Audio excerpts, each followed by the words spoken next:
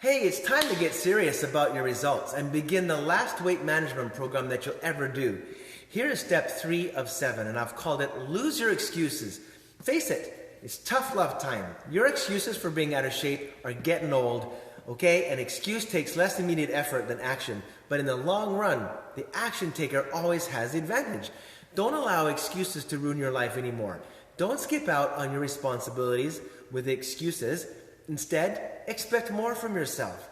Focus on the big reason. Why are you losing weight? Why are you wanting to get stronger? Whatever your goal is. Make a list of the benefits that you're going to enjoy once you achieve your goal, and then read them first thing every morning. Keep them in your mind. Remember that you only have 2 things in life: excuses and results. What do you want? Get serious about your results. Begin the last weight management program that you'll ever do. Call or email me today to get started. Train well, be intentional, and have faith.